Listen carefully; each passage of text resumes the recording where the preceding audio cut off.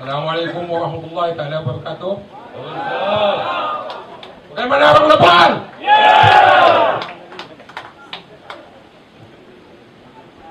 Semangat ya. Saudara-saudara dan saudari-saudari saya dari Pakatan Rakyat. Tadi bakal Perdana Menteri kita kata Tan Sri Ibrahim sudah kena tweet 350,000 dia sudah menjadi ahli PKR. Betul ya? Sebenarnya saya ini telah berkhidmat dengan UMNO selama apabila UMNO dibawa ke Sabah tahun 1993 bersama Tan Sri Kadir. Kita mau mengalahkan PBS. Kita mau mengalahkan PBS tahun 1993. Jadi bermakna sudah lebih 20 tahun.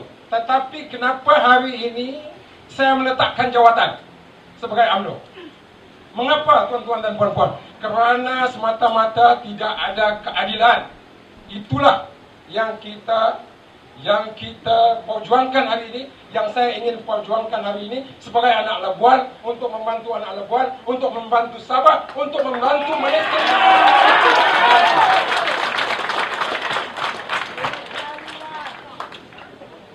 Yelah, UMNO tu dulu bagus, Barisan Nasional tu dah bagus, tapi sekarang sudah menyeleweng. Sudah menyeleweng, kata seperti mana yang dikatakan oleh sahabat saya tadi, Tan Sri Kadir. Kalau tidak, mana dia mau buang UMNO?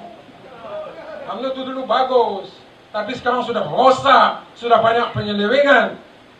Itulah sebabnya hari ini saya tampil ke hadapan bersama dengan sahabat-sahabat dan kawan-kawan saya untuk membantu negara ini dari penyelewengan, dari kebocoran, daripada kerosakan, untuk membantu rakyat Malaysia. Saya ingin bandingkan dalam tahun 70-an.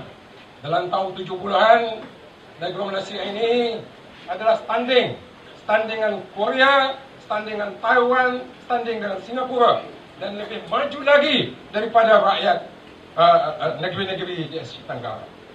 Tetapi hari ini sedih saya. Sedih kerana negeri Singapura, Korea, Taiwan lebih maju dari kita. Jauh lebih maju. Dan negara-negara di Asia Tenggara akan lebih maju dari kita kalau kita tidak berbuat sesuatu, kalau kita tidak mencegah kebocoran, kerosakan dan rasuah yang ada. Jika kita bandingkan apabila kita 30 lebih tahun dulu dengan Singapura sekarang. Singapura sekarang, saya tidak mau membanding, mengagung-agungkan negara lain, tetapi lihat negeri kita ini. Di Sabah, di seluruh Malaysia, the level of income cuma 80% daripada household menerima RM3,000 sebulan saja. Ini tidak cukup. 3,000 sebulan untuk satu family, cukup ke? Tak cukup. Tapi di negara-negara seperti yang katakan tadi, Singapura, Korea, Taiwan, gaji-gaji mereka lebih tinggi. Pasal apa? Pasal tidak ada kebocoran, tidak ada penyelewengan, tidak ada rasuah. Orang kata negeri Singapura itu negeri yang kecil, city state. Banyak orang pandai. Orang Malaysia pun banyak orang pandai. Di Malaysia lebih lagi, kita mempunyai sumber-sumber yang kaya raya, itu minyak, tanah yang subur, gas, kelapa sawit, dan macam-macam lagi. Jadi bagaimana kita ketinggalan? Itulah yang menjadikan kita pada hari ini. Itulah yang menjadikan kita, supaya kita menderita. Itulah yang kita korbankan, itulah yang kita mau berkorban untuk menuntut keadilan.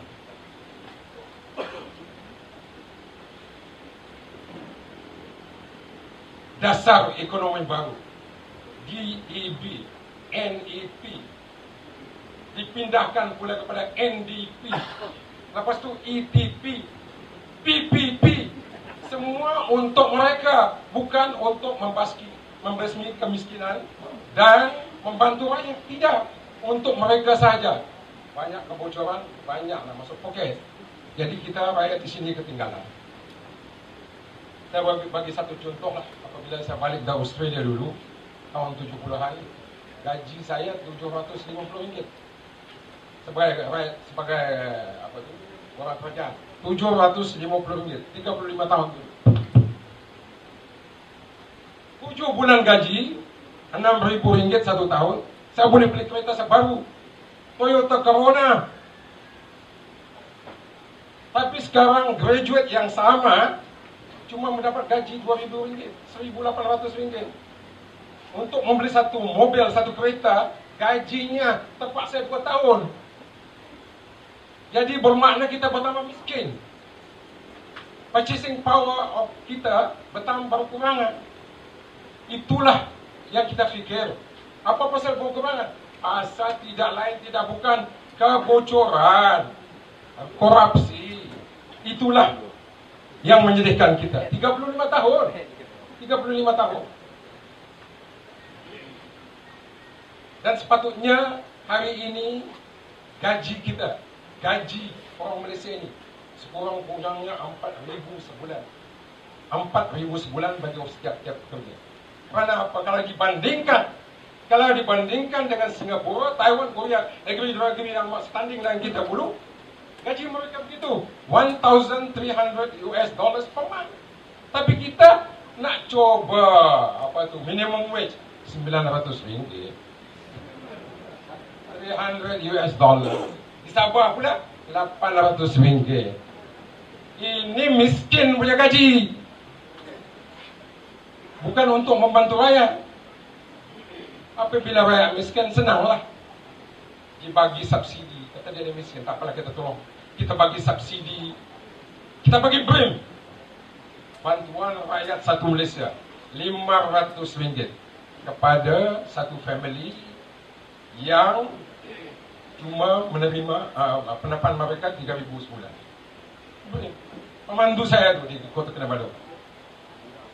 Teman, awak sudah dapat BRIM? Sudah, Tan Sri?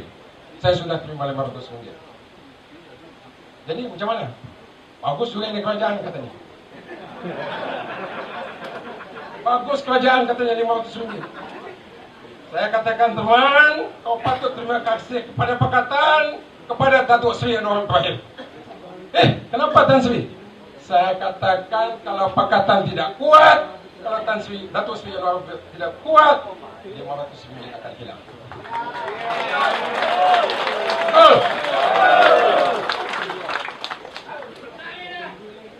RM500 kali 5 juta orang, 2.5 bilion. Jadi kalau ini duit tidak dibagikan kepada rakyat, duit kepunyaan rakyat juga, jadi dia akan masuk poket lah untuk projek-projek kroni mereka. Sekarang tak tahulah dia nak adakan BRIM 2, tapi tak tahulah. Jadi saya harap puan-puan di sini jangan fikir, jangan dibodoh-bodohkan. Duit BRIM tadi adalah duit puan-puan dan duit puan-puan. Katakan duit dia, duit kerajaan. Baik, teman, orang seperti teman tadi patut berterima kasih. Jangan berterima kasih, itu duit tuan-tuan dan puan-puan. Jangan dibodoh-bodohkan. Saya percaya dalam pilihan raya yang akan datang, banyak lagi wang-wang, bantuan-bantuan diagih-agihkan. Dulu teman saya itu mengatakan presiden, dia akan masuk sama saya ni. Dia kata 30 tahun dulu, apabila dia bertanding di Kemabung dalam tiket berjaya. Dalam tiket berjaya, dia bangga. Dia bangga diagihkan tangki air, zinc, baiki longkang. Ini basic necessities of life untuk hari kehidupan. Tapi sekarang pun selepas 30 tahun masih diagihkan tangki air, masih diagihkan zinc, masih diagihkan untuk membaiki longkang-longkang dan sebagainya. Malulah kita. Datuk 35 tahun kemudian masih berfikir begitu. Sepatutnya seperti yang saya katakan tadi, itu become no issue. Berkaitan dengan listrik, lampu, itu tak jadi isu. Itu sudah patut tanggung kerajaan.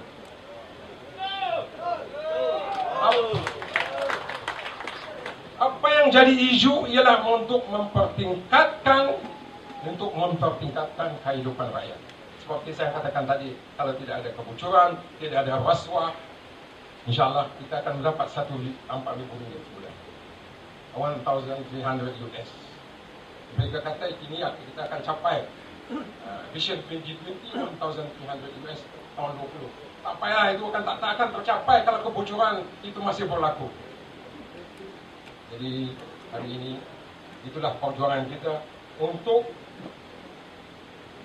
bukan katakan kebocorannya habis, tapi sedikit sebanyak kita akan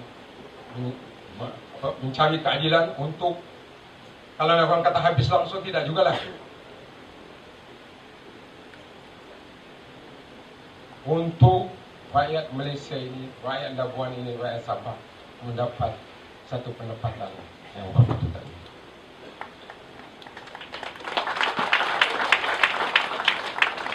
Kita tidak mau rakyat Sabah, rakyat Malaysia, rakyat Labuan dibodoh-bodohkan oleh Barisan Nasional. Kita mau di sekolah-sekolah, education system kita boleh memandaikan rakyat, bukan membodoh-bodohkan rakyat, bukan berterima kasih kepada kerajaan saja, tapi boleh berfikir dengan lebih pintar. Itulah sebabnya kita mau liberalize the thinking of the people of Malaysia. Itu tujuan kita. Dan kita mau orang-orang yang pandai, orang-orang yang bijak untuk mentadbirkan negara kita. Jadi bagaimana tadi saudara saya Tan Sri Kadir telah berkata dengan apa yang patut dibuat di Labuan, itu memang betul. Saya ada apa juga tu. Walaupun pada mulanya apabila kerajaan berjaya Datuk Haris pada masa itu memberikan Labuan kepada wilayah persekutuan, pada mula-mulanya saya sama Datuk Husin memang tak setuju. Tapi itu tak apalah.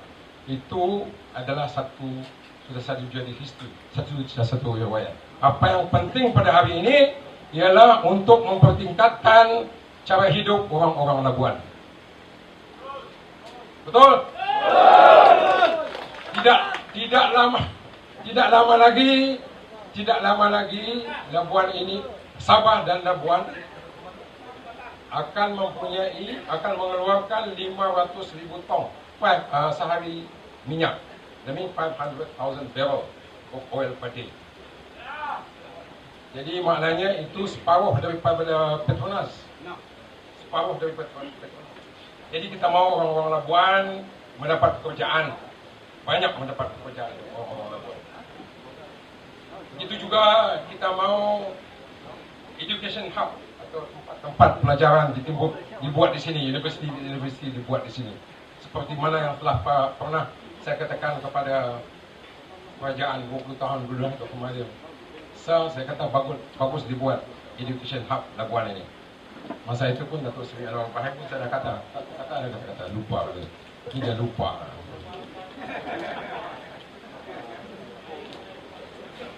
Dan juga itulah financial center tadi. Financial center ini sedih lah. Financial center ini sepatutnya berkembang, tapi ketinggalan. Tapi insyaAllah apabila Pakatan Rakyat memerintah, Labuan menang, Labuan mesti menang. Labuan menang, tetap menang. Financial center akan kita baiki semula. Saya heran tau di Labuan ni. Dia bagi tahu kepada saya 3 perkara, 3 barang saya yang murah. Kereta, rokok, arak. Yang lain semua mahal. Kenapa mahal?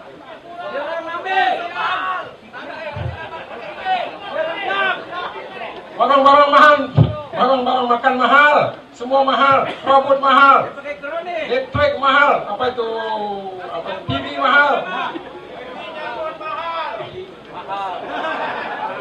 30 tahun dulu murah, tapi sekarang sudah jadi mahal.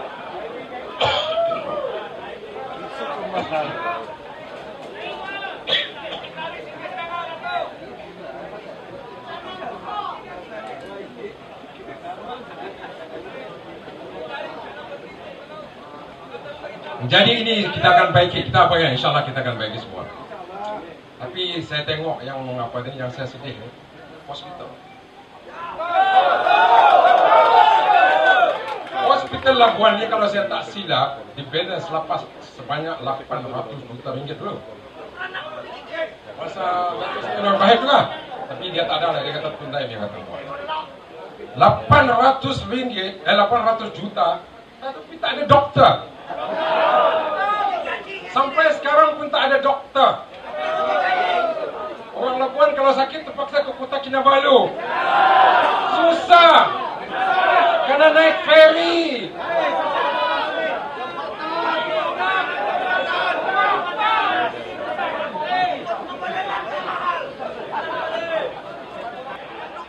Bagi warning kepada orang di sana tuh, yang duduk tuh.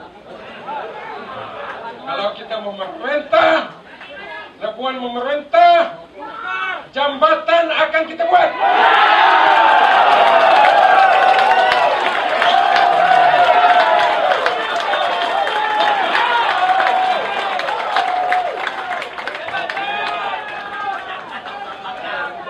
Kalau ada jambatan, barang-barang beli semua murah.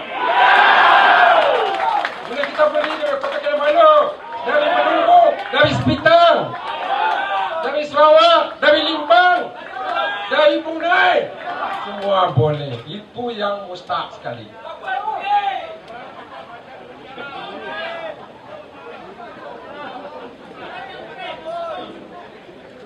Itulah semua apa yang saya katakan tadi tidak akan berlaku jika kebocoran tidak ada, korupsi tidak ada. Itulah sebabnya saya hari ini mengisytiharkan untuk masuk bersama-sama kawan-kawan menjadi ahli PTR, juga bersama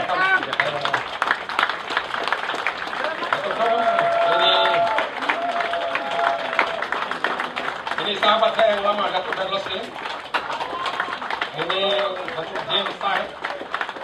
Kedua-dua ini peguam yang terkenal. Jadi kalau saya kena tangkap ada 2 lawyer.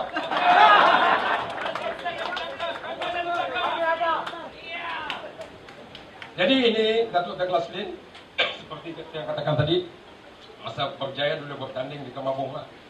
Dia kalah, tapi sekarang dia kata dia menyesal kasih tangki air tu, kasih zinc tu kepada penyokong-penyokong dia. Tapi sekarang dia kata bila saya menang kembali, berdosa saya. Ini patut untuk orang-orang miskin, patut diberikan kepada mereka. Tak kira apa bangsa, tak kira penyokong, bukan penyokong, patut diberikan. Inilah politik Barisan Nasional ini, politik Barisan Nasional ini, politik zinc. Ini saudara saya, James, saya juga seorang peguam di Kota Kinabalu yang top criminal lawyer lah. Criminal lawyer. Umur saudara Douglas 61 tahun, saudara James 50 tahun. Dia hari ini bersama-sama membantu saya berdiri bukan di belakang, berbaris sama dengan saya.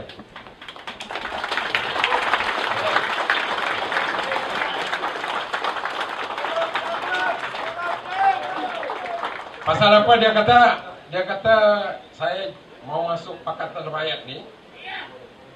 Pakatan Rakyat terdiri dari PKR, PAS dan JAP.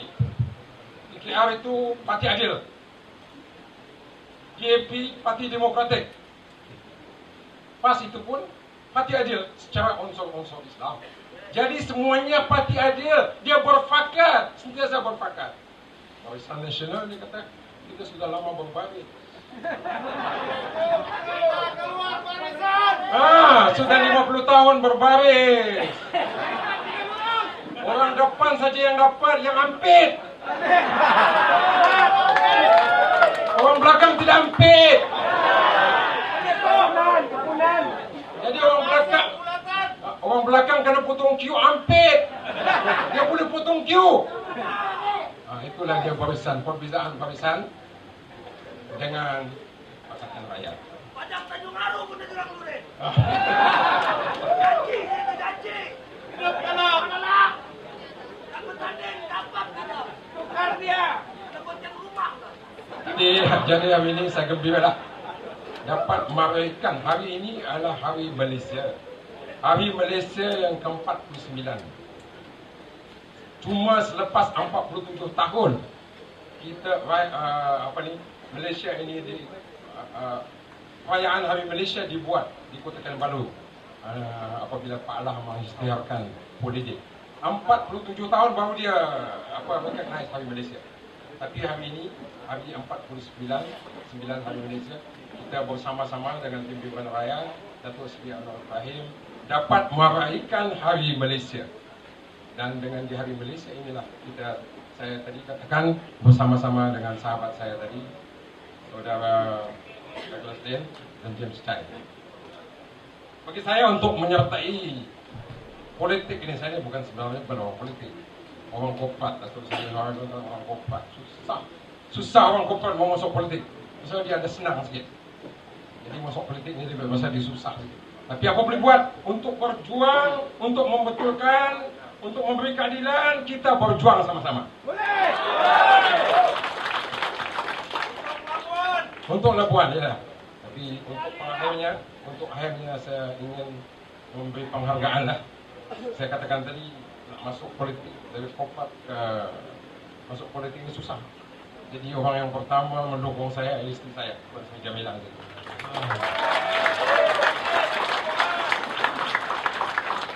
Ya, ini pun bukan orang Labuan, tapi sudah jadi orang Labuan. Orang Membakut.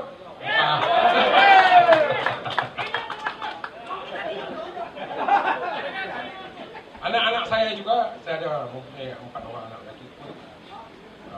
Mengisytiharkan kepada saya, dia kata, Bapak, kalau apa yang bapak itu Bapak nak buat, kita sokong bersama dengan ibunya. Itu yang mustahak.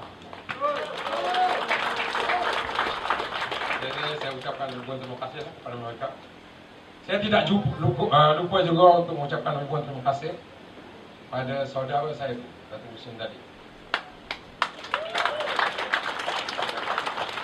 Dia dah jadi PKR yang 4 tahun dah, 4 tahun ya. Jadi dia bertungkus lumus dah untuk